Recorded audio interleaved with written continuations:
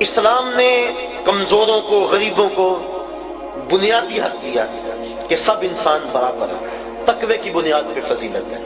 جب فاران کی چوٹیوں سے نور اسلام چمکا اور گھر گھر اس کے اجالے ہوئے تو عرب کا سب سے کالے رنگ کا شخص جس کا نام تھا اسود، وہ حضور کی خدمت میں حاضر ہوا۔ کوئی شخص اس کو رنگت کی سیاہی کی وجہ سے قریب بٹھانے کے لیے تیار نہیں تھا۔ اس نے آ کے حضور کی خدمت میں عرض کی، حضور اگر میں اسلام لے آؤں تو مجھے کیا ملے گا؟ حضور نے فرمایا جو ابو بکر و عمر کو ملا ہے وہی تمہیں ملے گا، جو حقوق و فرائض ان کے ہیں وہی حقوق و فرائض تیرے ہوں گے۔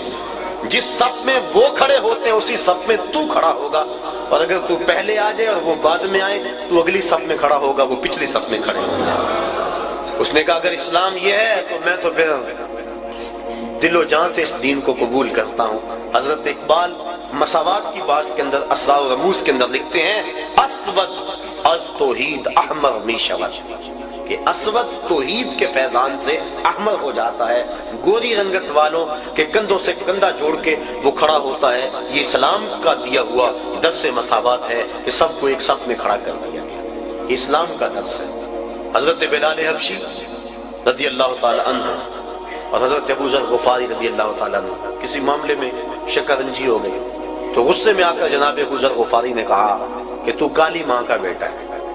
بس دل ٹوٹ گیا، حضور کی خدمت میں آئے اور کہا کہ حضور حالت دیکھی، حضور میں کیا ماجرا ہے؟ اس کی حضور مجھے آج تانا ملا ہے کہ تو کالی ماں کا بیٹا ہے۔ تو آقا کریم غصے میں آ گئے، فرمایا جاؤ جا کے ابو ذر کو میرا پیغام دو کہ جن عورتوں کا دودھ میں نے پیا ہے ان میں سے ام ایمن ایک ایسی خاتون تھی جس کا رنگ گورا نہیں تھا، اور جا کے ابو ذر کو کہو جو تانا تجھے دیا ہے وہ اپنے نبی کو بھی آ کے دے دے۔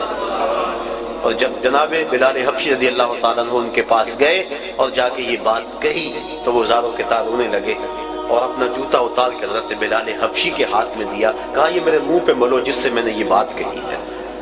تو دیکھیے یہ اسلام کا عمل مساوات ہے اور اسلام کا درس مساوات ہے کہ اسلام نے سب کو ایک صف میں کھڑا کیا اور معیار تقوی رکھا، تقوی کی معیار پہ سب انسان جو ہے وہ ایک دوسرے سے فضیلت دے سکتے ہیں، ورنہ ایک دوسرے کے برابر ہیں۔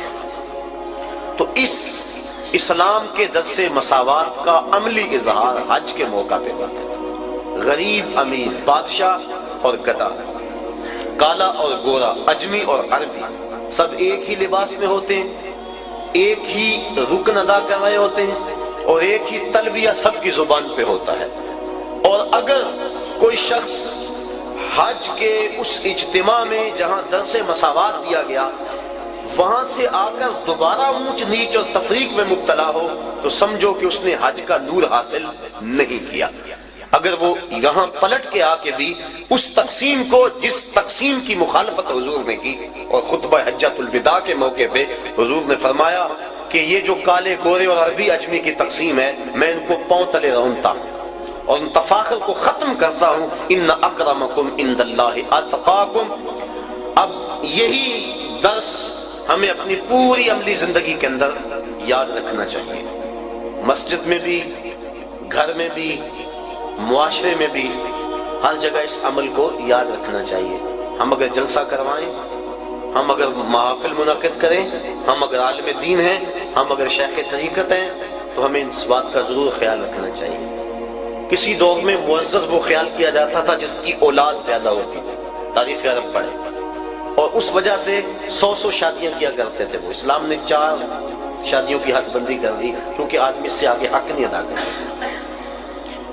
اور پھر دور بدلتا گیا۔ یہ جو موجودہ دور ہے اس دور میں عزت کا معیار کثرت دولت سمجھ لیا گیا ہے۔ ہمارے اشتہار دیکھ لیں، معززین شہر، اس کی فہرست پڑھیں تہجد گزار نہیں ملیں گے، اس کی فہرست پڑھیں تو تقوی کے اعلیٰ معیار پہ جو لوگ ہیں لیکن ہیں غریب وہ نہیں ملیں گے۔ دولت مند لوگ معززین شہر کہلاتے ہیں، اور بدقسمتی یہ ہے کہ ہم اپنی محافل کے اندر بھی ان کو ہی ترجیحی بنیادوں پہ آگے بٹھاتے ہیں کہ اس کے پاس دولت زیادہ ہے۔ یہ اسلام کا جو عملی درس ہے مساوات کا، یہ اس کا قتل عام اسٹیجوں پہ ہوتا ہے۔ پیر صاحب کے قریب بھی وہی ہوتا ہے جس کے پاس دولت زیادہ ہے، اور جو غریب ہوتا ہے اس کو کہا جاتا ہے پیچھے بیٹھ جا اور 1.25 لاکھ مرتبہ یا حی یا قیوم پڑھ۔ اس کو وظیفے پہ لگا دیا جاتا ہے اور امیر اسٹیج کی زینت ہوتا ہے۔ رسول کریم کا نام سن کے جس کی آنکھوں سے آنسو چھلکتے ہیں اور حضور کی محبت میں جو تڑپتا ہے، سحری کے وقت اٹھ کے تہجد پڑھتا ہے اور پھر اشراق پڑھ کے مزدوری پہ چلا جاتا ہے، رزق حلال کماتا ہے، نمازوں کی کوتاہی نہیں کرتا، اپنی زبان کی حفاظت کرتا ہے، نظر کی حفاظت کرتا ہے، وہ تو جوتیوں پہ بیٹھے ہیں۔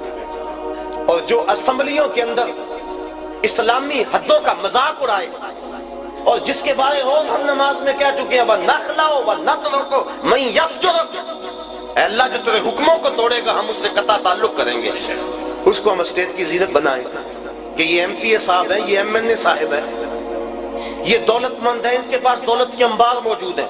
میں دولت سے نفی نہیں کر رہا، دولت عثمان ہو، دولت قارون نہ ہو، لیکن معیار اگر دولت ہوگا تو پھر غریبوں کا استحصال ہوگا، اور اسلام نے اس استحصالی نظام کے خلاف ہی تو جنگ کا اعلان کیا ہے۔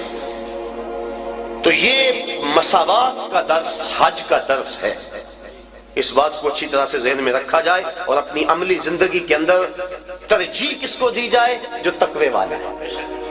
کبھی ایسا بھی ہو کہ ڈھونڈے ہمارے محلے میں سب سے زیادہ متقی کون ہے، آج مہمان خصوصی محفل نات میں وہ ہوگا، بوڑھا ہے، کپڑے پھٹے ہیں، پیوند لگے ہوئے ہیں، جوتا ٹوٹا ہوا ہے، لیکن تہجد بھی پڑھتا ہے، اشراق بھی پڑھتا ہے، چاٹ بھی پڑھتا ہے، گمنام ہے، کوئی پوچھنے والا نہیں ہے، حضور کا نام سن کے آنکھیں چھلکتی ہیں۔ ذرا وہ محفل نات میں صدارت کی کرسی پہ بیٹھا ہو، لطف نہ آ جائے؟ لیکن بدقسمتی ہے، اور میں بات کہہ دیتا ہوں، اپنے بھی خفا مجھ سے ہیں، بیگانے بھی ناخوش، کہ میں زہر حلاحل کو کبھی کہہ نہ سکا قند، بات وہی کہتا ہوں سمجھتا ہوں جسے حق، نئے ابلہ مسجد ہوں، نئے تہذیب کا فرزند۔